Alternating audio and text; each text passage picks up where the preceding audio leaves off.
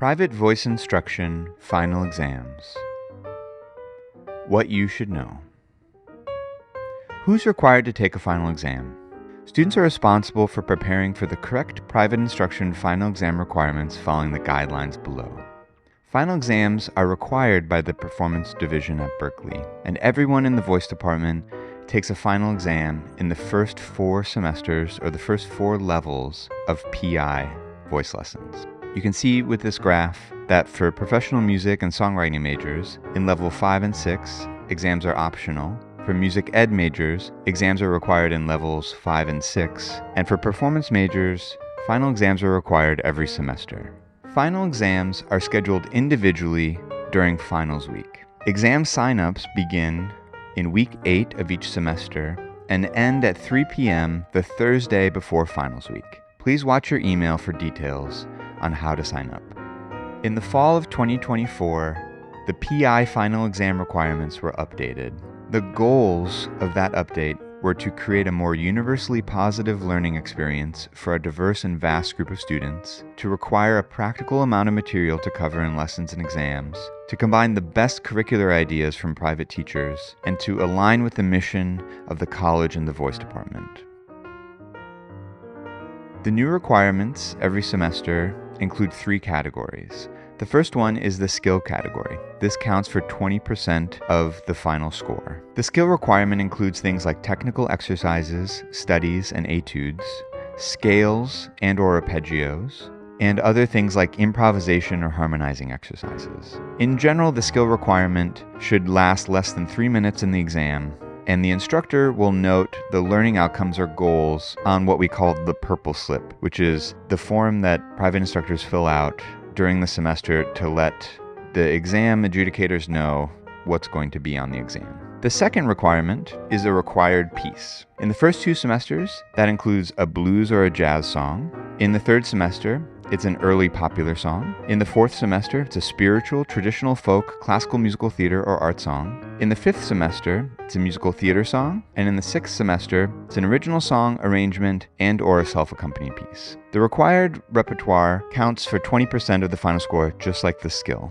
The third requirement every semester is a choice song. This counts for 60% of the final score. The choice song is at the discretion of the private instructor, but the choice of this song will be made in collaboration with the student. This song may be an original or self-accompanied piece after the first semester, and in the 7th and 8th semester, this is for performance majors, 2 of the songs are choice songs, so this replaces the required song. Another way of looking at these requirements is by semester or by level in this way. You can see in this table the requirements laid out every semester corresponding to the level of PI along with the students who are required to take that level of PI. You can see in level 5 and 6 that it's just performance and music ed majors that are required to take that level, but it's also optional for songwriters and pro music majors. A little bit more detail on the requirements. The blues and jazz song can be any style, form, or time period, can be any tempo, could be a swing, straight eighth, a Latin or a bossa, or a ballad. The early popular song includes genres like R&B and soul, pop, rock, country, and folk, and we're focusing on that requirement from the year 1955 to the year 1981. This goes from the beginning of the Billboard Top 100 to the advent of MTV in 1981. Spiritual, traditional folk, classical musical theater, art song is similar to what in the past we've called the traditional requirement. The original song arrangement and or self-accompanied piece is again just for performance and music education majors primarily. The original song or the arrangement could be an individual project or it could be collaborative with another student. The musical theater song, which is required in level 5, can be of any era.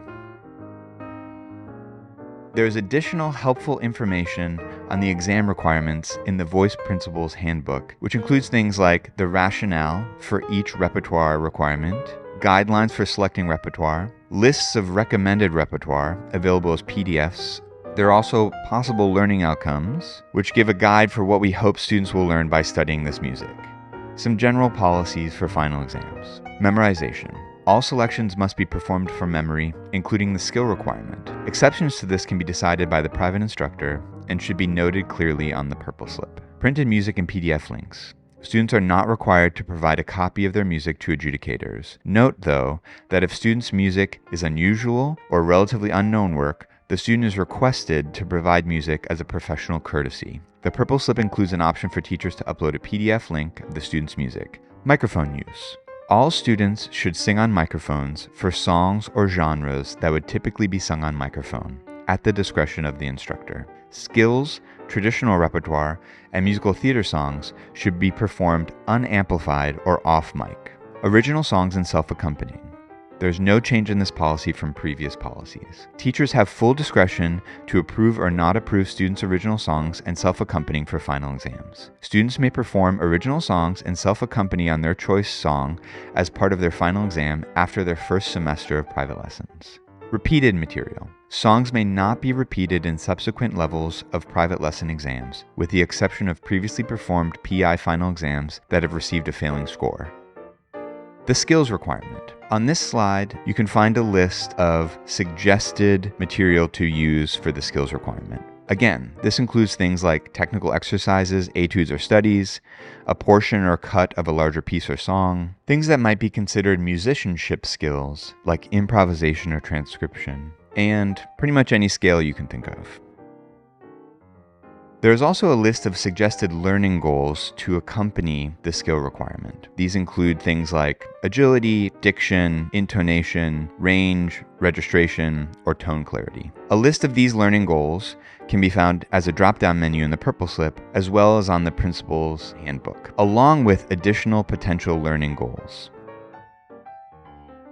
This is the rubric that adjudicators will use in the final exam to score a student's performance. The rubric has three primary components: the categories, which are on the left side of the rubric, the rating scale, which is in the upper right-hand side, and the final score categories, which is in the lower right-hand side. The rating scale has 3 points: does not meet expectations or needs attention, meets most expectations or demonstrates competency, and finally, meets all expectations, demonstrates proficiency.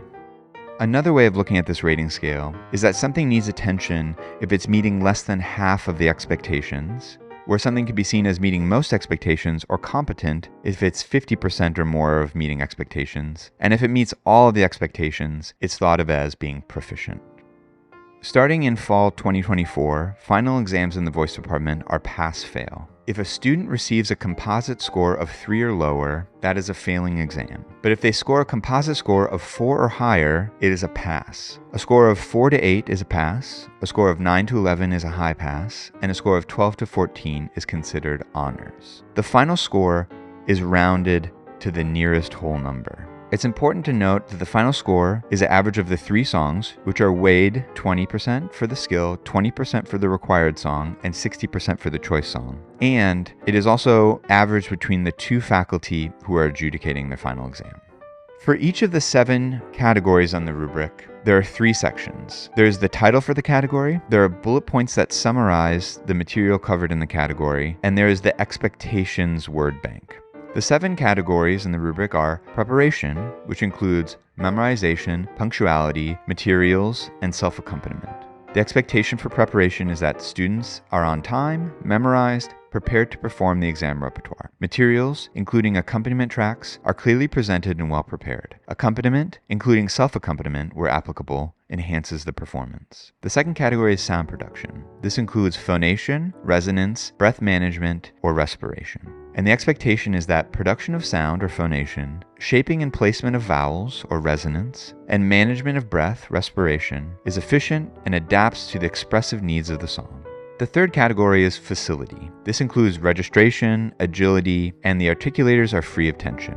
The expectations for facility are ease of movement, flexibility, and agility throughout the range of the song. Articulators are free of tension, including freedom of movement of the tongue, lips, and jaw. The fourth category is tonality. This includes a sense of tonality and intonation. The expectation for tonality is consistently in tune with a strong sense of tonality demonstrated. The fifth category is time feel. This includes time feel and rhythmic groove. The expectation for this category is time feel and rhythmic groove enhance the performance. The sixth category is vocal expression. This includes phrasing, melodic alterations, improvisation, and dynamics. The The expectation for a vocal expression is phrasing, melodic contour, and dynamics, along with the delivery of text or wordless syllables and improvisation, where applicable, enhances the individuality of the performance. And the final category is performance skill. This includes facial and body expression, stage presence, and microphone technique. And the expectation for performance skill is facial and body expression, stage presence, and microphone technique, where applicable, enhance the performance. A couple notes on the expectations of the rubric. Expectations are purposely set high to clearly define proficiency in each category. Expectations for each student, performance, and song is naturally contextual. Faculty should take this context into consideration within reason. This includes things like the level of the PI exam and the student's major. And finally, not all expectations will apply to every song. In these circumstances, faculty will use their best judgment to consider the student's exam experience and score as fairly as possible. In addition to completing the rubric, both faculty members hearing the final exam will offer brief comments. Comments have been increased from 450 to 600 characters this semester.